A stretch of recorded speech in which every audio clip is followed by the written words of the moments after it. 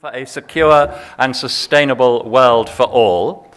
And leading up to that, one of the key factors in bringing us that sustainable world is, of course, the role of business. Business is very well placed indeed to complement governments. Business can often, dare it be said, move faster than governments and seize opportunities. That's what business is good at doing. So it's good at seizing opportunities in the arena of climate change. But if it is going to have all the information it needs to seize those opportunities, it needs to have access to the best possible research, the best possible expertise. And that's what lies behind a fascinating organization set up by TERI called the Council for Sustainable Business. And I think we're going to have a short video introducing its work to you now. Council on Business Sustainability is a very strong instrument. Play a leading role in shaping policy and bring together the top players in the industry. Highlight the things that we need to do.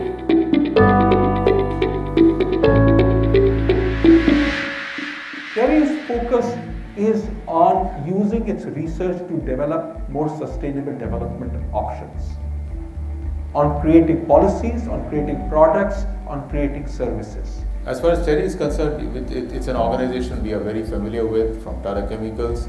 Its initial founding support was very deeply connected with the Tata Group and Tata Chemicals, with our previous past chairman, managing director Darwari Seth being very, very deeply involved with this institution.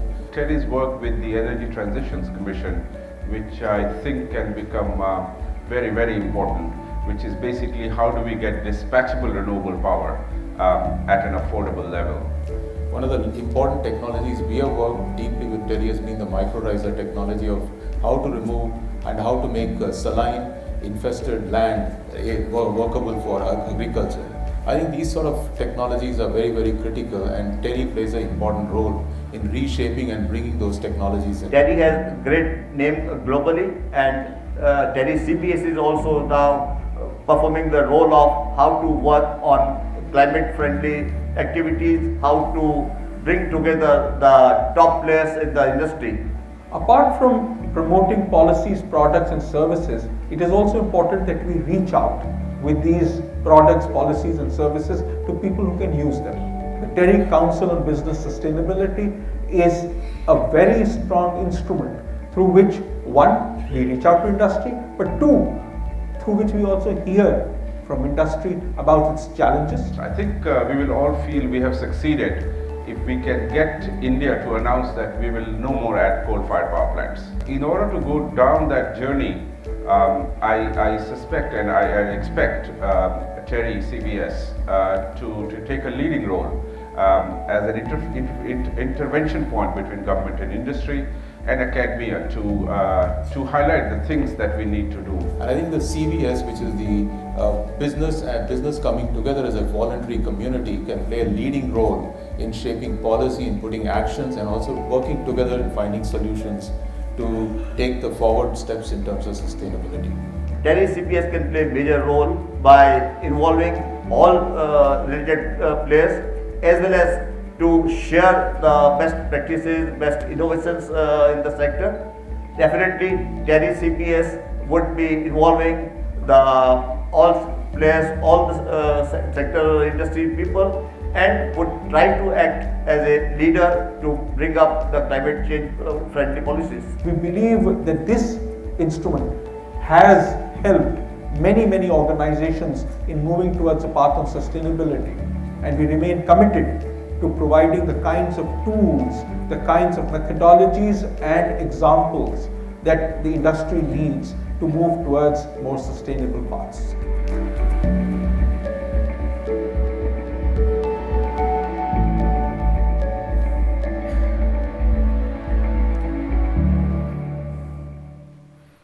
Excellent, thanks very much. Incidentally, if you'd like to know more about the Natural Resource Defence Council's work on air pollution, I've been asked to point out they've got a brand new fact sheet which is available on the table just as you leave the auditorium. Okay, we're going to crack on, as I said, with our leadership panel on a vision for a secure and sustainable world for all. If I can invite our panelists to join us up on the stage now. We're going to have keynote addresses from Her Excellency Chandrika Kumaratunga. She was President of Sri Lanka between 1994 and 2005, and she's now a member of the World Leadership Alliance and the Club de Madrid.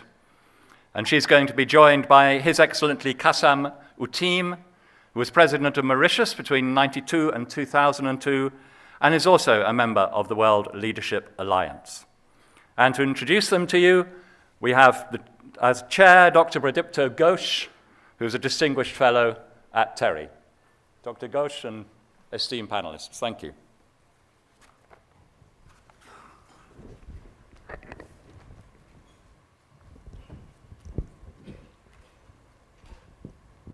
I hope this is working. So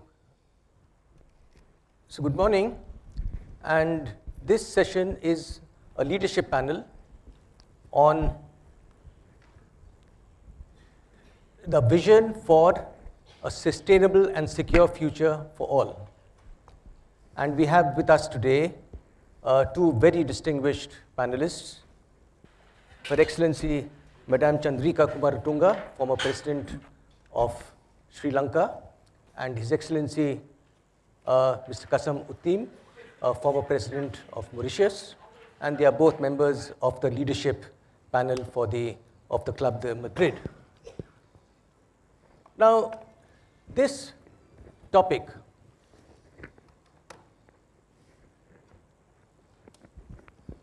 conjoins a number of different concepts.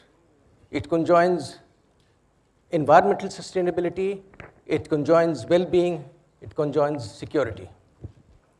Now, of course, to elaborate on the interconnections between them would take me far too long. And I think that I can do no better than just cite what some of our ancients had to say on this. In the 6th century, before the Common Era, Confucius in China made a very interesting observation. He said that the entirety of human civilization depends on 6 inches of topsoil and the fact that it rains. Now, come to think of it, we are all here because of 6 inches of topsoil and the fact that it rains. In the 6th century BCE, also in this subcontinent, lived the great Gautama Buddha. And I'll tell you a very brief story from Buddha's life. The queen of a kingdom in the northern part of this subcontinent heard that the Buddha was going to visit the kingdom and would conduct a sermon.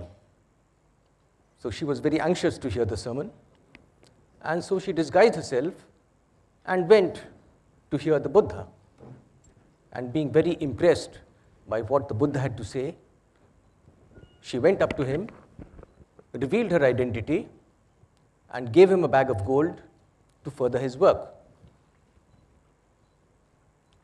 The Buddha gave it to his disciple Ananda and said, "Please use it judiciously." Now the king, he heard of this, and he suspected that the Buddha had somehow tricked the queen. So he summoned Ananda, and he asked Ananda, "What will you do with this bag of gold?" And Ananda replied, "I will use it to buy new clothes for 500 poor people in this kingdom." And the king continued, "What will you do with their old clothes?" So he said, "I will make it into curtains for their homes." But the king persisted. "What will you do when the curtains wear out?" So Ananda replied, "I will make quilts out of them, because the poor suffer terribly in the cold in winter." The king insisted, "What will you do when the quilts wear out?" So he said, "I'll make them into carpets, because the floor of the huts of the poor are damp and cold." And the king asked, "What will you do when the carpets wear out?" He said, "I'll make floor mops out of them so that they can keep their homes clean." And the king said, "What will you do when the floor mops wear out. And Ananda said, I will make them into rags, soak them in water, mix mud, and use it to plaster the walls of the huts of the poor. And I think that this little story captures the essence of sustainability, which is about conservation, but which is also about fair sharing of the world's resources. So I will not stand anymore between you and our distinguished speakers. So I will request our first speaker, His Excellency, Mr. Caseem Uteem, to kindly make his presentation. Thank you.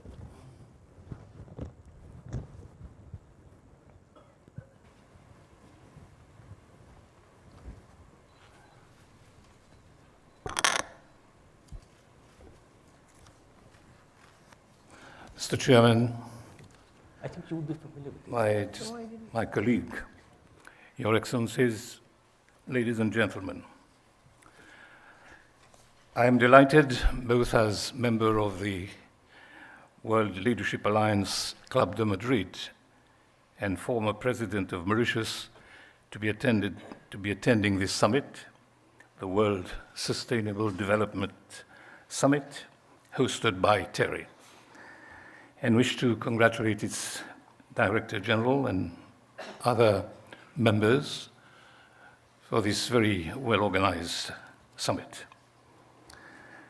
Ladies and gentlemen, the environmental challenges are becoming ever more pressing and urgent, and progress on addressing these challenges is still slow, mainly because they are low on the agenda of many political and business leaders, as well as of the public as a whole, and much to the disappointment of especially young people around the world.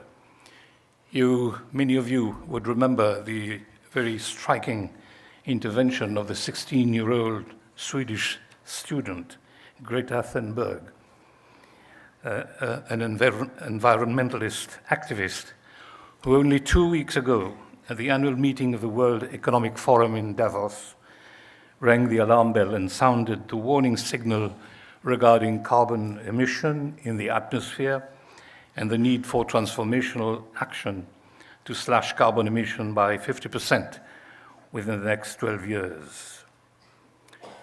Now that we are less than 2 years away from being able to undo our mistakes. Our house is on fire, she hammered. I often heard adults say we need to give the next generation hope, but I don't want hope, she said. I want you to panic. I want you to feel the fear I do every day and want you to act. I want you to behave like our house is on fire, because it is. I think she couldn't have sent us adults a stronger message, a message of distress beseeching us to act and to act now. I come, ladies and gentlemen, from a small island state, and as you know, small islands are particularly vulnerable to the effects of climate change. Why? Simply because on many of those islands there is nowhere to go when the sea rises, nowhere to hide when extreme weather events like cyclones or hurricanes arrive. It is predicted that due to climate change, the intensity of cyclones will increase, leading to the scenes of utter devastation and a number of casualties.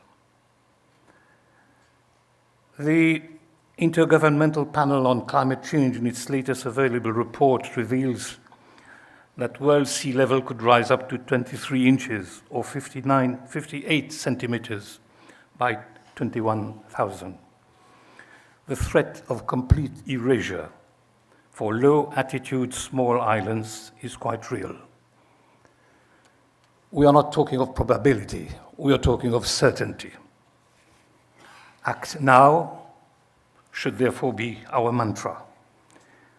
The Paris Agreement's goal of keeping the increase in global average temperature to well below 2 degrees centigrade above pre-industrial levels and to limit the increase to 1.5 degrees centigrade, since this would substantially reduce the risks and effects of climate change, should be maintained, and the process of translating the agreement into national agendas should be accelerated. Some of the biggest polluters, I'm afraid to say, are shirking their responsibility, while the lesser polluters are facing extinction. This is the reason why I believe we should find ways of binding states permanently to commitment taken by their leaders at international level in the event of a change in government. On the other hand, many people are still being left behind in their struggle to earn their living and in the race for wealth and material goods. And we are making only very slow progress in ensuring sustainable development and well-being to all. Allow me very briefly in this context to refer to Africa, the continent to which my country, Mauritius, belongs. Africa has many good stories to tell. Economic growth is projected to expand at the fastest pace in 5 years. The Brookings Institute, in its Farsight Africa top priorities for the continent in 2019 publication, forecasts that nearly half of the world's fastest growing economies this year will be African. Democracy, too, is consolidating, although the prevalence of tensions during elections is a problem that needs to be addressed. However, while Agenda 2030 aims at the elimination of poverty through sustainable development, it is estimated that 70% of the world's poor will live in Africa. And by 2030, 13 African countries will see an increase in the number of those living in extreme poverty. Based on such forecasts, poverty will continue to strain government institutions and threaten stability. Climate change will exacerbate the challenge, with disproportionate effects on the Sahel and other unstable areas, including, I believe, some in the Southeast Asian countries as well. Therefore, meetings such as the present ones, such as the present summit, are vital opportunities to explore effective solutions, to raise awareness, and build cooperation and solidarity among those working for a better future for the planet and all living beings and species that inhabit it. We need to be constantly reminded that the planet Earth is one, and whatever happens in the north affects the south, and vice versa. And therefore, thank the organizers for inviting me to speak on this extremely important panel about our vision. Let me say a few words why vision is important. At a personal level, it is easy to be swayed by our own convenience without thinking about the consequences for us, for others, and for the planet as a whole. Single-use plastic bottles are so convenient and useful. Why should we take the trouble of carrying a refillable bottle? And why should we bother to pick them up after we have used them? Why should we bother to switch off a light when leaving a room? Why should we not take the car to drive our children to the nearby school? Why should we take the bus to work? Our daily life is full of such choices and questions, and too often those choices are made on the basis of convenience. Similarly, in the public sphere, it is easy to find ourselves dealing with immediate challenges in pragmatic ways without thinking where short-term solutions may lead us.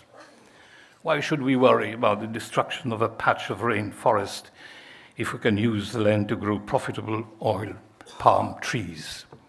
Why should we worry too much about the tailings from the mine if nature might eventually redress the damage? When faced with these kinds of decisions, we need to keep in mind what is important. And for that, we need to have a vision which reminds us of our priorities and why they are important. Of course, not any or every vision will do. If everyone has a vision which is centered on his or her own personal desires and convenience without paying attention to the needs of others, only a few will be able to realize their vision and achieve their goals, and it will be at the expense of everyone else and the planet. Therefore, our vision must be realizable, must be realistic. Our vision can be ambitious, and it should be ambitious, but it should not be a fantasy. In the context of sustainable development, it has to take account of the limits that the planet places on us. We do not have limitless resources. We do not have limitless resources at our disposal. This means that we have to test our vision to see if it can be achieved. It also means that our vision for our society must be a shared one. While we can have personal visions, we need to be sure that they are compatible with those of others. Even more, our vision for the community as a whole needs to be shared so that we might all work to agreed ends. I'll go even further to say that our vision for the whole world needs to be shared so that our goals are compatible. But unfortunately, this is seldom the case at the moment. So we need to work together to ensure that we have a common vision that will, as far as possible, work for all of us. And thirdly, our vision needs to be articulated. We need to know what our vision is, and we need to be able to express it, firstly to ourselves, and secondly to others. Some people and organizations avoid the idea of a vision. That doesn't mean that they do not have a vision. It just means that it is implicit. We can see what that vision is from their actions, and often it is a selfish vision that is only possible at the expense of others. And of course, some people and some organizations do articulate a vision which is incompatible with our actions, and we need to challenge ourselves and others to avoid this inconsistency. This means we need to constantly check what our vision actually is and ensure that we can defend it honestly and coherently. Ladies and gentlemen, having made these preliminary remarks about the nature of the vision and how it needs to be tested, let me say something about a vision that I'm satisfied meets the criteria I've set. I'm referring to the vision we have in the World Leadership Alliance Club de Madrid that we called a shared society. It is a vision of a society which belongs to all those living there, regardless of race, color, or creed.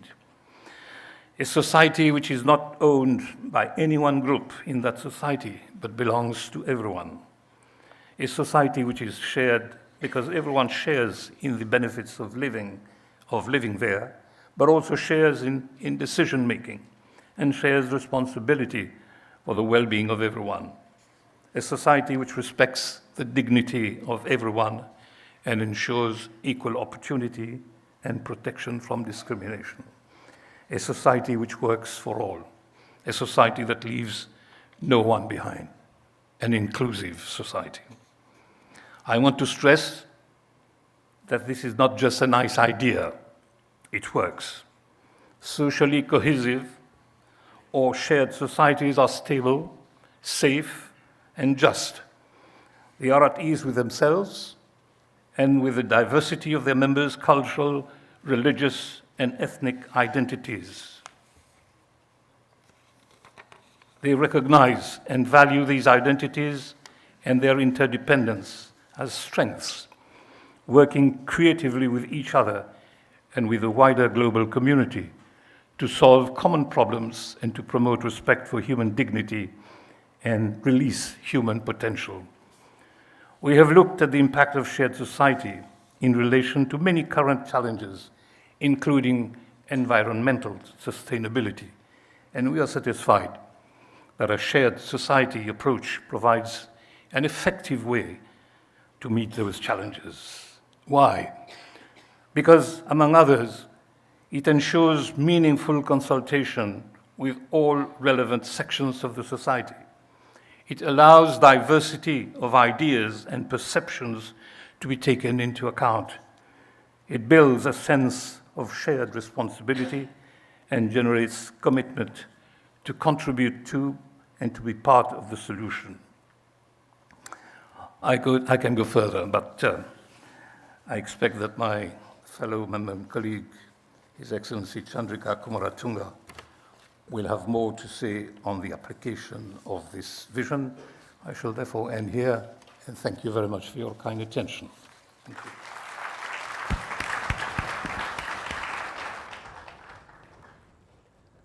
Thank you, Your Excellency, for this very wide-ranging statement, which bears on the theme of this leadership panel.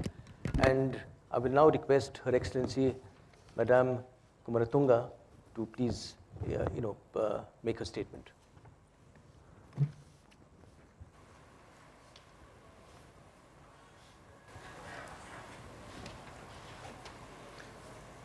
Thank you, Mr. Chairman.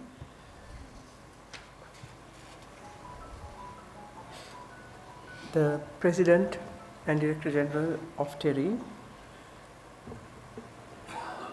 my colleagues, His Excellency Caseem Uteem, Excellencies, friends, and all those present here. I would first like to thank all of you, especially TERI and the organizers of this summit, for also giving me a chance to be present at this most interesting and timely summit on an essential subject, not only for our countries but for the whole world. My colleague has,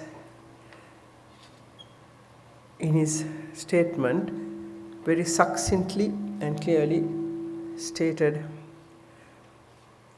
the essentials. So I think he has saved me a lot of time. Our subject, which is a vision for a secure and sustainable world for all, I would say hinges on two major factors.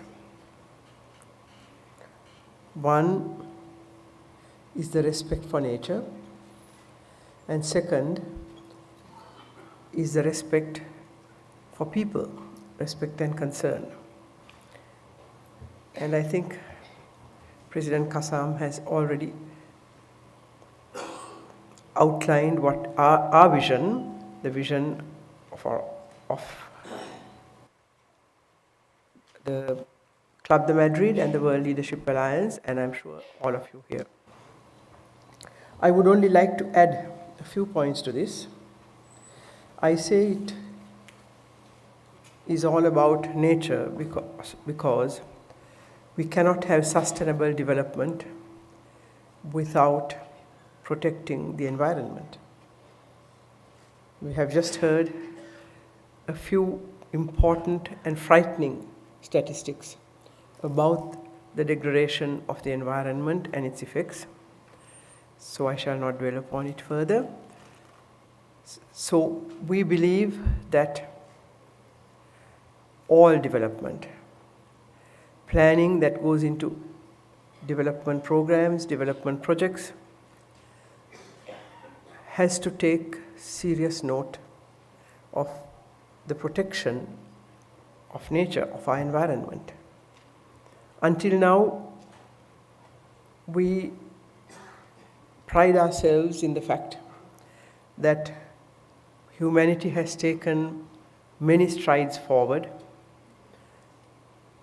in the way of development, what we understand by development.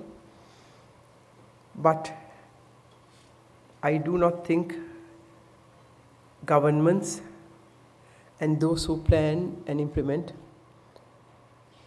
as a whole have taken note of the fact that we have to be concerned about protecting the nature around us. We build big cities, we cut down trees, and the planning very often is only based on how many housing units or houses we have to manufacture, produce for a given number of people. But very often the development of cities has not taken into account the need for trees, for green around, for protecting the water sources that are in those places that we build cities. I just gave one example. We build roads, highways, even in the developed countries, so-called developed countries, through villages. On the one hand, destroying centuries, millennia sometimes, of human civilization. But often in the West, that has also been a policy of moving people who don't want to move, of shifting them away from their native lands to other places where they'll be dumped in housing units. As long as the highway can be built, it's fine. That's how the thinking goes. And this destroys not only human lives, human civilization, history, but obviously also the environment, which has been protected for thousands of years by those native communities. So, and I come from a country like President Caseem Uteem, not such a small island, but also a smallish island. Small, but with a big population comparatively, 22 million people, and still growing. We face the same problems, and we will face the same similar problems in the future due to climate change. And Sri Lanka has actually suffered two major tragedies due on one hand to climate change, which was the tsunami of 2004, which destroyed tens of thousands of lives and even more numbers of houses and other things. And on the other hand, we have also suffered a major tragedy due to the lack of inclusivity, due to the lack of or the failure of the Sri Lankan states to build an inclusive society. An ethnic war raged in our country for nearly 3 decades, destroying many, many lives, and very seriously damaged the economy for decades. We are still recovering from that destruction. So, all this is upon us. It is a major global disaster, but it is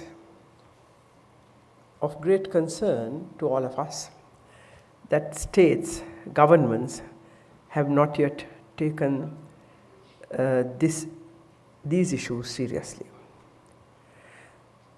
The Club de Madrid has worked for a long time on inclusive societies. We have brought out documents after much deliberations. The documents are available, I think, outside, at least some numbers of it. The rest of it got a bit delayed in arriving due to some luggage being lost in the flight, but still there are some copies available. So I think even though most governments have not taken this issue seriously, or even they do, they have summits, they have conferences, but they do not make the commitments that are required. The last major international event was the Paris summit, which was attended by all the big countries. But it is said and felt that the developed countries did not make sufficient commitment. Even the heads of state of the countries that organized the event or inspired it did not want to make sufficient commitment. They were expecting the developing countries to play the major role in reducing carbon emissions and all that, but they were not willing to take the responsibility to do that. We know why it is. The business lobby perhaps is too powerful in those countries, but this issue is so serious, so essential and so dangerous, not only to the lives of a few people, but to the whole world. One has to begin to take it seriously. We have been talking about this for decades. The United Nations organization has undertaken various initiatives, the UN and its various associated organizations, but not enough has happened.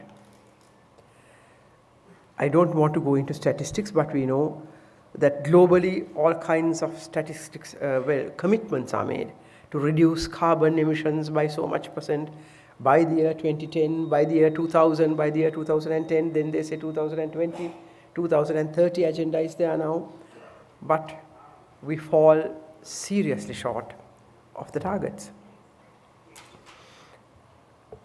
The solution lies in the hands of governments, it lies in the hands of people. These are man-made disasters, and it is up to us, the people, the men and women, to resolve it. If the governments are not willing to undertake the responsibility, all we could see is that non-governmental organizations, civil society, some political parties like the Green parties in the West may have to come up with massive people's movements to persuade, or perhaps a little bit more violently, to oblige governments to take the necessary decisions before we all extinguish ourselves.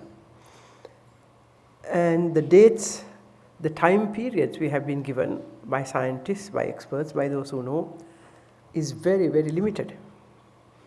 It's not even 2 generations, it's 1 generation. We cannot think that, well, I'll be dead and gone when that happens, and the others can manage whichever way they can.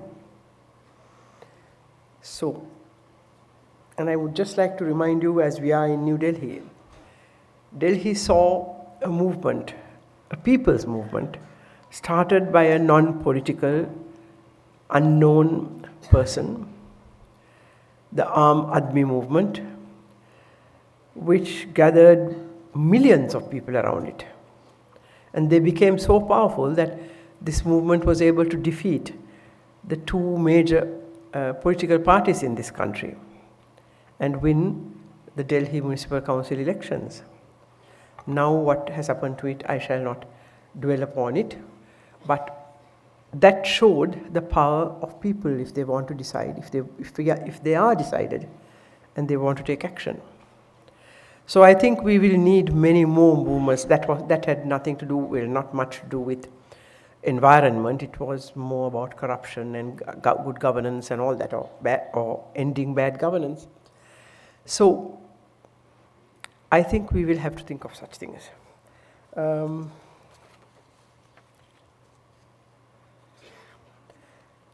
We also talk of inclusivity, including everybody into the developmental process. So environment and people, as I said, people have to be all involved. They must have equal opportunities of participating in their government's developmental process.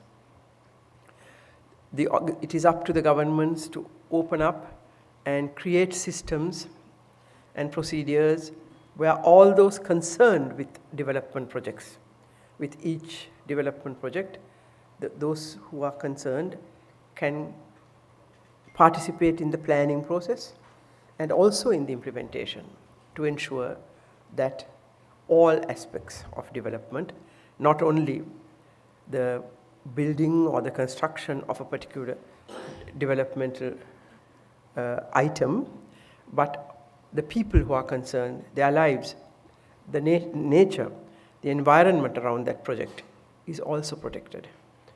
So we believe that if the people who are concerned have the opportunity, are afforded the opportunity to participate, to give their views, and to monitor what is happening, it would be a durable developmental process. On the other hand, if this does not happen, we have seen all over the globe the frustration that ensues if in some way some certain communities are excluded from the benefits of development, or some communities are excluded from airing their views about the damages that a development project can cause to them and their communities. Frustration ensues, anger, and this can often lead to violence and destruction. We have seen this happening in many, many countries, especially when some communities have been discriminated and not included in the overall development process of a country, and not given the opportunity to enjoy the benefits of development. They begin with protests, opposition. They organize themselves, if there is still no solution, into violent movements, and then there are civil wars and all kinds of things. The last few decades, our generation has experienced the largest number of conflicts, intra-country and international conflicts, due to this kind of problem, due to unresolved problems of exclusivity, of not building inclusive societies. So we believe, in brief, that development cannot only look at infrastructure development or the growth rate of an economy, because talking about the growth rate in most countries, especially in our countries, in this part of the world, we can have stunning growth rates, but it has excluded a vast majority of the people of the country. So, all this kind of development will have to be designed, will have to be planned and formulated in such a manner that every citizen living in a country will get the benefits of that development. And for that, we hold that people must be allowed to participate in the planning process at various levels. We have the political organizations for that, but the people have to be brought in, not just those who lead in the local government bodies or in the state or provincial bodies and at the national level, but there can be processes, and some countries have tried this. Sri Lanka tried this at one time, where at the lower levels, the local government bodies, people are brought in, inhabitants of the area, into the planning process, and they are also empowered to monitor what goes on. This reduces corruption hugely. Of course, the elected ones won't like it, but the country will benefit. So, this is what I would like to say about inclusivity and development. And then I would like to quote from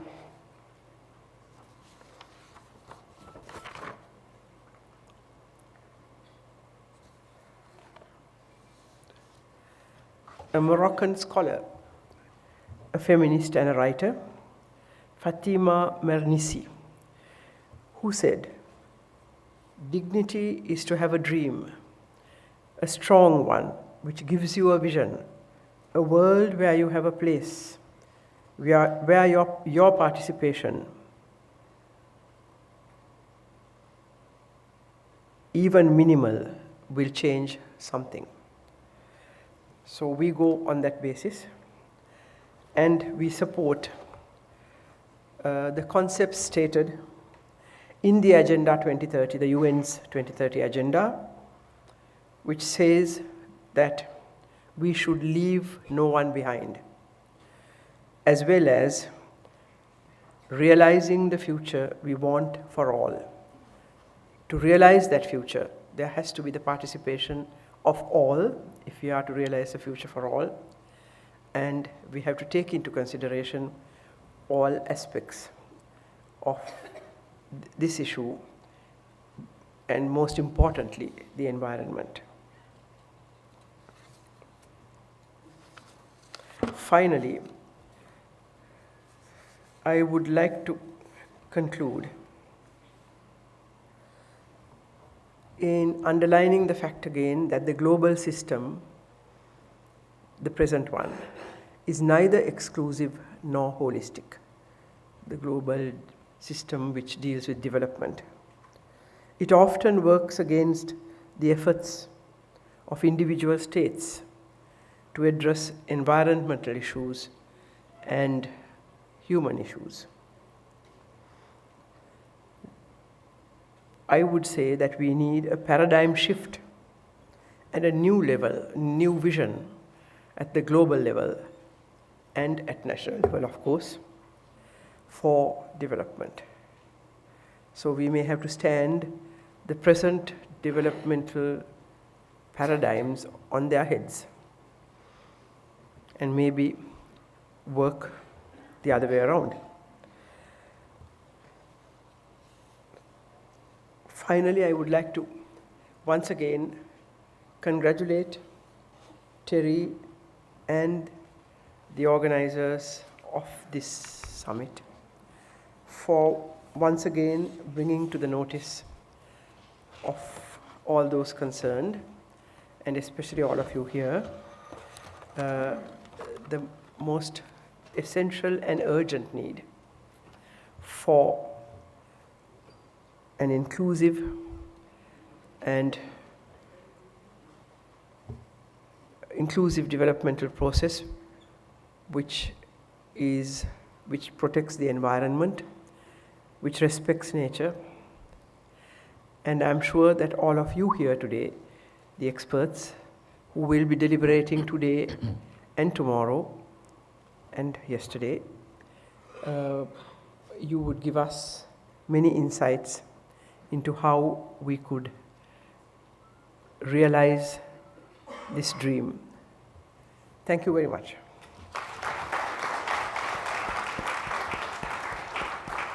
Very good.